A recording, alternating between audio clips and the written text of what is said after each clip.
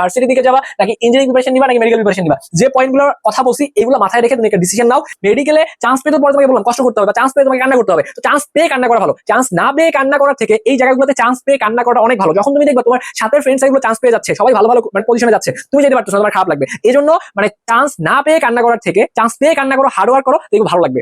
Medical, varsity এবং engineering এর মধ্যে তোমার কিসের প্রিপারেশন নেওয়া উচিত, আজকের এই ভিডিওতে আমি এই ব্যাপারগুলো একদম পিন পয়েন্ট বুঝিয়ে দেওয়ার চেষ্টা করব। ম্যাক্সিমাম স্টুডেন্ট আসলে বোঝেই না কেন সে মেডিকেলের জন্য প্রিপারেশন নেয়, ম্যাক্সিমাম স্টুডেন্ট জানেই না কেন সে ইঞ্জিনিয়ারিং এর জন্য প্রিপারেশন নেয়, আবার অনেকেই না বুঝে শুনে ভার্সিটির জন্য প্রিপারেশন নেওয়া শুরু করে।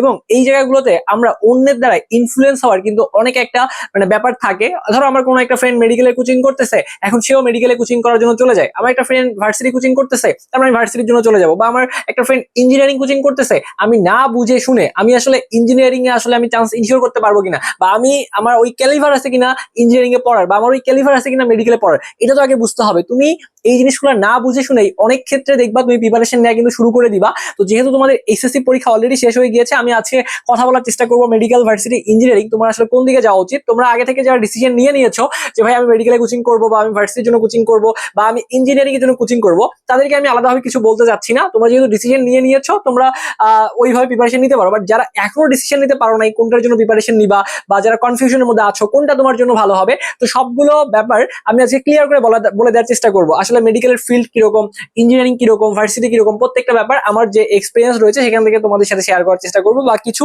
কথা বলার চেষ্টা করবো। অ্যাজ এ বড় ভাই হিসেবে তোমাদের কিছু সাজেশন দেওয়ার চেষ্টা করবো। আশা করি এখান থেকে তুমি অনেক বেশি উপকৃত হতে পারবা এবং তুমি একটা ডিসিশন নিতে পারবা যে আসলে তোমার কোন দিকে যাওয়া উচিত। আচ্ছা, প্রথমেই কথা বলার চেষ্টা করি, সেটা হচ্ছে যে অনেকেই ইঞ্জিনিয়ারিং প্রিপারেশন নেয় আসলে এইটা চিন্তা করে যে আমি ম্যাথ ভালো পারি এই জন্য আমি ইঞ্জিনিয়ারিং প্রিপারেশন নিবো, আমি মুখস্থ ভালো পারি এই জন্য আমি মেডিকেল প্রিপারেশন নিবো। বা ইঞ্জিনিয়ারিং পড়ে দেখা যায় অনেকে চিন্তা ভাবনা এরকম থাকে যে ইঞ্জিনিয়ারিং পড়লে হয়তো বা রাস্তাঘাট বাড়িঘর বানাবে এরকম একটা, বাট এটার ফিল্ড যে অনেক বড় এটা কিন্তু আসলে আমরা অনেক চিন্তা ভাবনা করতে পারি না। তো আমি প্রত্যেকটা বিষয় নিয়ে কথা বলার চেষ্টা করতেছি। প্রথম কথা হচ্ছে, ইঞ্জিনিয়ারিং এ যারা পড়তে চাও, প্রথম কথা তোমাদের এইচএসসি রেজাল্ট কিন্তু ভালো থাকা লাগবে। অনেক ক্ষেত্রে দেখা যাবে তুমি বুয়েটের ফর্মই তুলতে পারবে না জাস্ট বিকজ তোমার কন্ডিশন গুলো মিলবে না।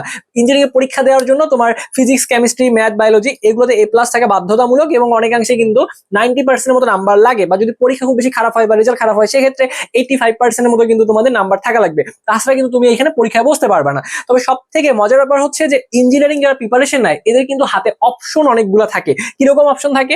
ধরো তুমি বুয়েটের জন্য প্রিপারেশন নিয়েছো, কোনো কারণে তোমার যদি ইঞ্জিনিয়ারিং এর মধ্যে চান্স ইনশিওর করতে না পারো, সেক্ষেত্রে তুমি রুয়েটে পরীক্ষা দিতে পারবা, কুয়েটে পরীক্ষা দিতে পারবা, বুটেক্সে পারবা। তো ইঞ্জিনিয়ারিং যে জায়গাগুলো রয়েছে সেগুলো তুমি পরীক্ষায় বসতে পারবা। এবং ইঞ্জিনিয়ারিং প্রিপারেশন নিয়ে তুমি কিন্তু ঢাকা বিশ্ববিদ্যালয়ের যে এ ইউনিট রয়েছে সেখানেও পরীক্ষা দিতে পারবা, এবং অন্যান্য ইউনিভার্সিটিগুলোর এ ইউনিটেও পরীক্ষা দেওয়ার তোমার একটা বিশাল অপরচুনিটি আছে। তো দেখা যাবে ইঞ্জিনিয়ারিং প্রিপারেশন নিলে তুমি একটু রিস্ক মুক্ত থাকতে পারবা।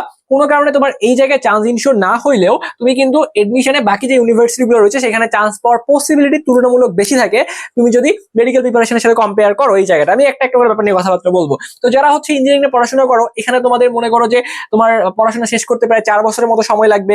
এবং এই জায়গাটায় যে ব্যাপারটা হয়, তুমি বুয়েট থেকে পড়াশোনা করেছো, তো বুয়েট থেকে পাশ করে বেরার পরে তোমার যে স্টার্টিং যে স্যালারি হবে তুমি কিন্তু কখনো 30-40 হাজার টাকা চিন্তা করবে না, তুমি চিন্তা করবো লাখ টাকার উপরে তুমি আর্ন করার চিন্তা ভাবনা করবা। তুমি দেশের সব থেকে সেরা প্রতিষ্ঠান থেকে পড়াশোনা করছো, কিন্তু বাস্তবতা বলে তুমি পড়াশোনা শেষ করেই হিউজ অঙ্কের স্যালারি কিন্তু পাবা না, বা তুমি এই যে মোটা অঙ্কের যে ইনকামটা এটা কিন্তু করতে পারবে না পড়াশোনা শেষ করে। তো সেই ক্ষেত্রে ম্যাক্সিমাম পোলাপানের চয়েস থাকে যে বুয়েট থেকে পড়াশোনা করে বা ইঞ্জিনিয়ারিং কোনো একটা ফিল্ড থেকে পড়াশোনা করে দেশের বাইরে যাওয়ার একটা চাহিদা বেশি থাকে। কারণ আমাদের দেশের মধ্যে এই যে বুয়েট থেকে যে পাশ করে বের হয়েছে এরকম জব সেক্টর কিন্তু খুবই কম, হাতে গোনা বলা যায় জব সেক্টর রয়েছে। সেক্ষেত্রে ম্যাক্সিমাম পোলাপানের টার্গেট থাকে যে দেশের বাইরে যে একটা ভালো স্যালারি সে হচ্ছে ইনকাম করার একটা চাহিদা থাকে আর কি। আবার অনেকে কি করে ইঞ্জিনিয়ারিং পাস করে বের হওয়ার পরে তারপর দেখবা যে তারা বিসিএস এর জন্য প্রিপারেশন নেয়, বা ইঞ্জিনিয়ারিং পাস করে বের হওয়ার পরেও তারা সরকারি চাকরির জন্য কিন্তু আবেদন করতে থাকে, বা বিভিন্ন সরকারি চাকরিগুলোতে পরীক্ষা দেয়। তো সেক্ষেত্রে ম্যাক্সিমাম পোলাপান যাদের বাইরে যাওয়ার টার্গেট আছে, তোমরা তো বাইরেও যেতে পারবা। যারা বাইরে যাওয়ার ইচ্ছা নাই, দেশে থাকার ইচ্ছা, সেক্ষেত্রে তুমি বিসিএস থেকে শুরু করে অন্যান্য যে সরকারি চাকরিগুলো সেক্ষেত্রে তুমি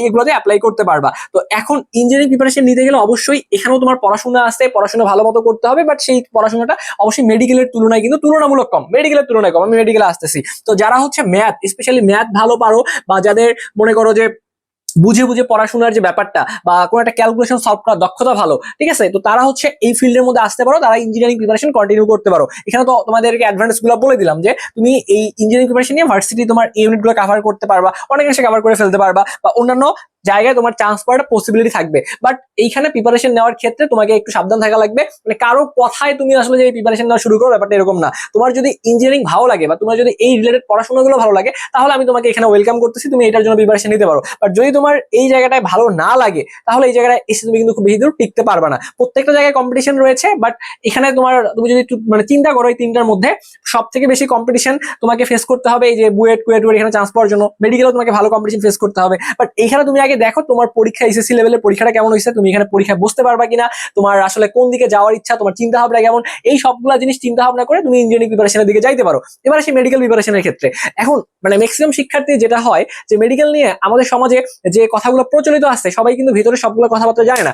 অনেকেই মনে করে ডাক্তার হইতে পারলে অনেক টাকা পয়সা, ডাক্তার হইতে পারলে মানে কেরিয়ার একদম মানে সেট হয়ে গেছে, এখানে কোনো চিন্তা ভাবনা নাই, ডাক্তার হইতে পারলে তুমি ধরো যে সুন্দরী একটা বউ বিয়ে করতে পারবা, এরকম অনেক কথাবার্তা শুনতে পারবা। বাট রিয়েলিটি কি? রিয়েলিটি হচ্ছে যে মেডিকেল থেকে যারা পড়াশোনা করে এখানে কিন্তু তোমাকে লম্বা সময় জুড়ে পড়াশোনা করতে হবে। কথাটা কেন বললাম দেখো, প্রথম একটা স্টেপ বলি।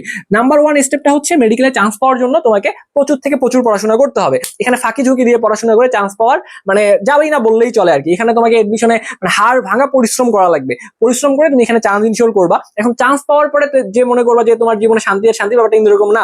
তুমি অনেক কষ্ট করে পড়াশোনা করছো, মেডিকেল হচ্ছে একটা বলা যায় নোবেল প্রফেশন। তো তুমি যেহেতু এই প্রফেশনে আসছো, তোমার যদি মানুষের সেবা করার উদ্দেশ্য থাকে তাহলে তুমি এখানে আসতে পারো। ওয়েলকাম করতেছি তোমাকে এখানে। তো আমি প্রত্যেকটা বিষয়ে কথাবার্তা বলি। প্রথম কথা হচ্ছে এখানে এটা খুবই কম্পিটিটিভ একটা এক্সাম হয়, এবং মেডিকেলের মধ্যে যে ব্যাপারটা হয় একটাই যেহেতু পরীক্ষা হয়, কোনো কারণে তুমি যদি মেডিকেলে চান্স ইনশিওর করতে না পারো সেক্ষেত্রে ভার্সিটিতে চান্স পাওয়াটা টাফ হয়, ইঞ্জিনিয়ারিং তো চিন্তা করাটাই পাপ, সেক্ষেত্রে ইঞ্জিনিয়ারিং চিন্তা করাই পাপ মেডিকেল প্রিপারেশন নিয়ে। তার মানে এইখানে কোনো কারণে তোমার যদি মানে চান্সটা না হয় তাহলে অন্য জায়গায় চান্স পাওয়াটা খুবই টাফ হয়ে যাবে তোমার জন্য। তাহলে এটা পরীক্ষাটাও কিন্তু খুবই কম্পিটিটিভ একটা এক্সাম, কারণ এখানে একটাই পরীক্ষা হয়, এবং এখানে আসন যদি বলি প্রায় মনে করো 4,972টার মতো আসন সংখ্যা রয়েছে মেডিকেলের মধ্যে, সরকারি মেডিকেলের মধ্যে। এইখানে তোমাকে কিন্তু প্রায় দেখা যাবে 1 লাখ শিক্ষার্থী পরীক্ষা অংশগ্রহণ করবে।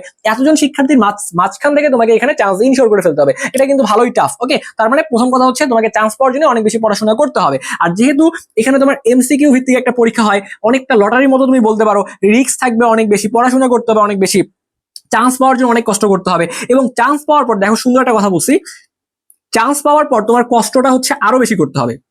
কেন চান্স পাওয়ার পর অনেক বেশি কষ্ট করতে হবে?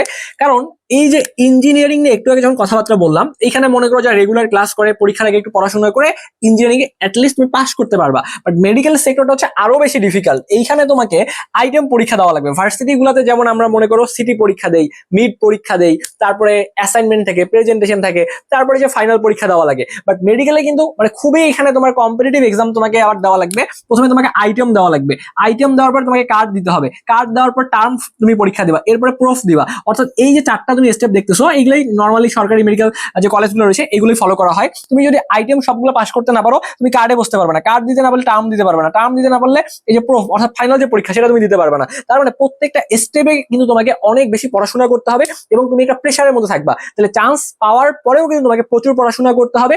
এবং এইখানে মেইনলি তুমি 5 বছর পড়াশোনা করবা। 5 বছর পড়াশোনা করে তুমি হচ্ছে দেখো 5 বছর পড়াশোনা করার পরে তোমাকে আবার মানে সবকিছু শেষ চিন্তা ভাবনা করলে কিন্তু ভুল। এখানে কিন্তু শেষ মানে খুব সহজে শেষ হবে না, এখানে তোমাকে লম্বা একটা সময় নিয়ে পড়াশোনা করতে হবে, লম্বা একটা সময় নিয়ে পড়াশোনা করতে হবে। 5 বছর পড়াশোনা করার পরে এর বছর তুমি 1 বছর ইন্টার্নশিপ করবা। দেখো 5 বছর পড়াশোনা করার পরে 1 বছর ইন্টার্নশিপ করলা, তো তখন তুমি মোটামুটি বলতে পারবা যে তুমি এমবিবিএস ডাক্তার। এখন এই যে আমাদের কাছে যারা আছে মনে করো আমরা যারা মনে করো এই যে ভার্সিটি লাইনে বা এই দিক থেকে পড়াশোনা করতেছি বা জেনারেল দিক থেকে আমরা যারা এইখানে তাকাবো, আমাদের কাছে মনে হবে কি ব্যাপার ও তো এমবিবিএস ডাক্তার হয়ে গেছে, অনেক বড় কিছু আমাদের কাছে মনে হবে, বা তোমরা মনে করো যে অনেক বড় কিছু হয়ে গেছে। বাট এই যে যারা মেডিকেল কমিউনিটির আছে মনে করো যারা এই লাইনে পড়াশোনা করছে, এই লাইনে বড় বড় ডিগ্রি নিছে, তাদের কাছে এই এমবিবিএসটা কিছুই না, এটা একদম পান্তা ভাত, এটা একদম প্রাইমারি লেভেলের একটা জিনিস। কথাগুলো তোমাকে বুঝতে হবে কেন প্রাইমারি লেভেলের জিনিস, কারণ মেডিকেলে তুমি জাস্ট এমবিবিএস পাস করেছো, এরপর তোমাকে ইন্টার্নশিপ করতে হবে, তুমি চাইলে বাইরে যে পড়াশোনা করতে পারো, বড় বড় অনেক ডিগ্রি আছে। এই ডিগ্রিগুলো নেওয়ার পর একটা সময় পরে যে তোমার যখন একটা পজিশন হবে তখন তুমি কিন্তু এখান থেকে ভালো অঙ্কের একটা টাকা পয়সা ইনকাম করতে পারবা। বাট ইনিশিয়ালি তোমার যদি ধান্দাই থাকে টাকা পয়সা ইনকাম করার, তাহলে তুমি কিন্তু এখানে টিকতে পারবে না। ইনিশিয়ালি তোমার যদি স্টেজে থাকে যে মেডিকেলে পড়াশোনা করছে, অনেকের বাবা মার স্বপ্ন থাকে মেডিকেলে পড়াশোনা করছে, এমবিবিএস পাস করছে, এখন ফ্যামিলির হাল ধরবে। তো এই যে তুমি মেডিকেল পাস করার পরে মানে এমবিবিএস পাস করার পরে যখন ইন্টার্নশিপে যে টাকাটা পাবা, এইটা দিয়ে মনে করো যারা হচ্ছে এই যে চা পান সিগারেট বিড়ি খায় এই টাকাটাই তোমার আসবে না, এই টাকাটাই তুমি কুলাইতে পারবে না এই জায়গাটার মধ্যে, সে জায়গায় সংসার চালানো তো অনেকটা মানে মানে পরের কথা আর কি। তো এই জায়গাটায় এখানে কিন্তু রিস্ক অনেক বেশি এবং তোমাকে লম্বা সময় ধরে এই জায়গাটায় লেগে থাকা লাগবে। তার মানে এই জায়গাটায় তোমাকে অনেক ডিগ্রি তুমি যখন অর্জন করবা বা তোমার যখন পজিশন হবে, তারপরে যে তুমি হয়তো একটা ভালো অঙ্কের ইনকাম করতে পারবা, বাট ইনিশিয়ালি তোমাকে এখানে লম্বা সময় ধরে কিন্তু কষ্ট করতে হবে। তো এই জন্য মেডিকেলে আসতে গেলে তোমাকে বুঝে শুনে ডিসিশন নেওয়া লাগবে, না বুঝে শুনে কিন্তু ডিসিশন নেওয়া যাবে না। তো তোমরা যারা মেডিকেল ভর্তি পরীক্ষার জন্য প্রিপারেশন নিচ্ছ ভাইয়া, তোমাদের জন্য কিন্তু আমাদের এই যে হোয়াইট অ্যাপ্রন একটা ব্যাচ রয়েছে, এই ব্যাচে আমরা ক্লাস শুরু করতেছি 8 আগস্ট 2026 থেকে। এই 8 আগস্টের আগে তোমরা এখন যারা ভর্তি হচ্ছ তারা কিন্তু আমাদের 6000 টাকার একটা কোর্স আমরা কিন্তু তোমাকে মাত্র 3000 টাকায় দিচ্ছি। এইখানে আমরা মেডিকেল ভর্তি পরীক্ষার জন্য একদম A to Z যা যা লাগে সবগুলো জিনিস পড়াবো। তো এখানে রিস্ক বেশি, এখানে পড়াশোনার প্রেশারটাও কিন্তু তোমাকে বেশি, এবং যারা হচ্ছে এখানে প্রিপারেশন নিবা বুঝে শুনে প্রিপারেশন নিও, ঠিক আছে? এবং তোমার কিন্তু এইচএসসি লেভেলের যে জিপিএটা এটাও কিন্তু ম্যাটার করবে। তোমার এসএসসির মধ্যে 4 পাইতে হবে, এইচএসসির মধ্যে 4 পাওয়া লাগবে মিনিমাম, দুটা যোগ করে আবার 8.50 হওয়া লাগবে। আমি মেডিকেলের সার্কুলার নিয়ে একটা ভিডিও দিয়েছি, এটা বিস্তারিত ভিডিও দিয়েছি, সেটা দেখলে একটা আইডিয়া পাবা। এবং বায়োলজির মধ্যে 3.50 থাকা লাগবে। তো এই ক্রাইটেরিয়া গুলো যদি মেলে বা এর থেকেও যদি ভালো রেজাল্ট তোমার আশা করো, তাহলে তুমি মেডিকেলের জন্য প্রিপারেশন নিতে পারো। এবং যারা প্রিপারেশন নিবা, হোয়াইট অ্যাপ্রন তোমার জন্য একটা বেস্ট সলিউশন হতে পারে, কারণ এইখানে মাত্র 3000 টাকায় তুমি বাসায় বসে থেকে মেডিকেলের জন্য একটা পূর্ণাঙ্গ প্রিপারেশন নিতে পারবা। ওকে, সো আমরা প্রত্যেকটা সাবজেক্ট তোমাকে ধরে ধরে কিন্তু পড়াই দিব। তো যারা এখনো যুক্ত হওনি, আমাদের এই নাম্বারে হোয়াটসঅ্যাপে কথা বলে ভর্তি হয়ে যেতে পারো। ভর্তি হওয়ার জন্য আমাদের এই নাম্বারে বিকাশ, রকেট, নগদ তিনটেই খোলা রয়েছে, আমাদের অফিসিয়াল নাম্বার। তোমরা যে কোনো একটা মাধ্যমে 3000 টাকা সেন্ড মানি করবা, করে এই নাম্বারে আমাদের সাথে যদি হোয়াটসঅ্যাপে বলো যে ভাই লাস্ট নাম্বার এটা থেকে টাকা পাঠিয়েছি, আমাকে অ্যাড করে দেন, তোমাকে অ্যাড করে দেওয়া হবে। এবং এই মেডিকেল ব্যাচের সাথে কিন্তু আমাদের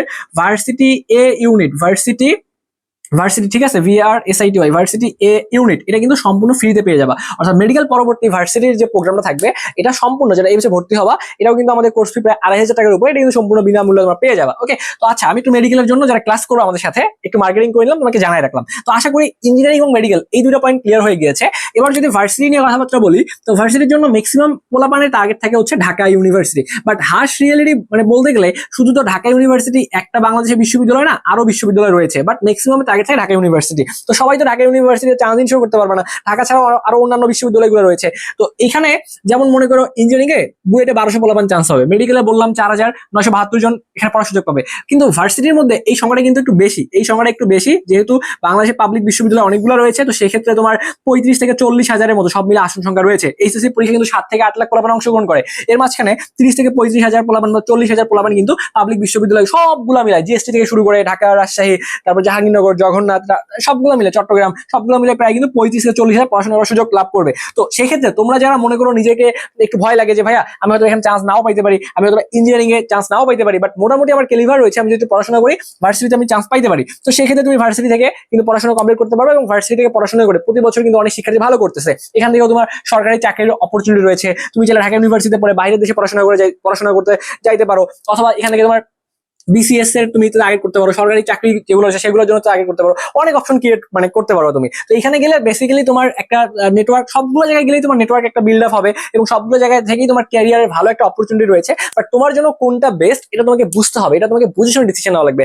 না বুঝে ডিসিশন নিও না। বাপ মা জোর করে তোমাকে মেডিকেলের জন্য প্রিপারেশন নিতে বলছে, মেডিকেলের জন্য প্রিপারেশন নিচ্ছ, বাট এখানে তুমি আলটিমেটলি চান্স পাইলে না, চান্স পাওয়ার পর এখানে তুমি কুলাইতে পারলে না, তাহলে তো হবে না। তো এই জন্য মেডিকেল জিনিসটা একটু বোঝো, ভার্সিটি জিনিসটা একটু বোঝো, ইঞ্জিনিয়ারিং জিনিসটা বোঝো, একটু বোঝার পরে প্রিপারেশনটা নাও। এবং প্রিপারেশন যদি নাও এই জায়গাটায় এমন ভাবে প্রিপারেশন নেওয়া লাগবে যেন তুমি চান্স ইনশোর করতে পারো, সর্বোচ্চ লড়াইটা করতে হবে। প্রিপারেশন নিচ্ছি, মন করা প্রিপারেশন নিচ্ছি, চান্স হইলো না, তাহলে তো হচ্ছে না। কারণ তুমি যখন কোচিং করতে যাবা কোনো একটা অফলাইনে বা অফলাইনে গুলো তো 20,000 টাকার উপরে লাগবে, অনলাইনে কোচিং করলে তোমার কিন্তু অনেক টাকা পয়সা লাগবে। তো যেহেতু টাকা পয়সা খরচ করবা, যেহেতু তোমার লড়াই অলরেডি শুরু হয়ে গিয়েছে, এডমিশন জার্নি শুরু হয়ে গিয়েছে, তো তোমাকে লড়াই করতে হবে। আমি প্রত্যেকটা মানে জিনিসের মানে তোমাকে পিন পয়েন্ট বুঝিয়ে দেওয়ার চেষ্টা করলাম। আমি তোমাকে এটা বলতে পারতাম যে মেডিকেল প্রিপারেশন নাও, সহজ প্রিপারেশন, ইজিলি চান্স ইনশোর করে যাইতে পারবা, ইঞ্জিনিয়ারিং কোনো ব্যাপারই না, ভার্সিটি কোনো ব্যাপারই না, তুমি আমাদের কোর্স করে চান্স পেয়ে যাবা।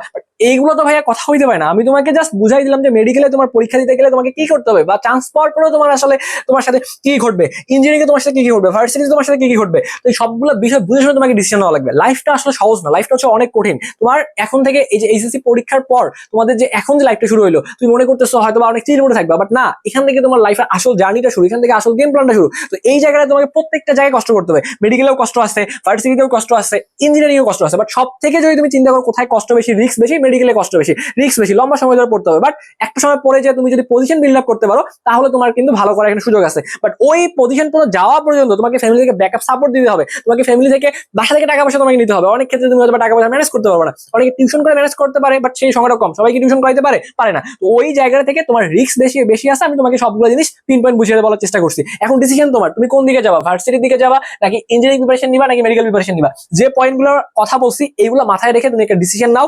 এবং যেহেতু এডমিশন যুদ্ধ শুরু হয়ে গিয়েছে, সর্বোচ্চ লড়াইটা দাও। এবং এই যে 2.5 থেকে 3 মাস সময় রয়েছে, তোমাকে এমন পড়াশোনা দেওয়া লাগবে যেন এই জায়গাগুলো তুমি চান্স পাও। ঠিক আছে, একটা ব্যাপার মাথায় রাখবা, মেডিকেলে চান্স পেতে পরে তোমাকে বললাম কষ্ট করতে হবে, বা চান্স পেয়ে তোমাকে কান্না করতে হবে। তো চান্স পেয়ে কান্না করা ভালো, চান্স না পেয়ে কান্না করার থেকে এই জায়গাগুলোতে চান্স পেয়ে কান্না করাটা অনেক ভালো। যখন তুমি দেখবা তোমার সাথের ফ্রেন্ড সার্কেল গুলো চান্স পেয়ে যাচ্ছে, সবাই ভালো ভালো মানে পজিশনে যাচ্ছে, তুমি যেতে পারতেছো না, তোমার খারাপ লাগবে।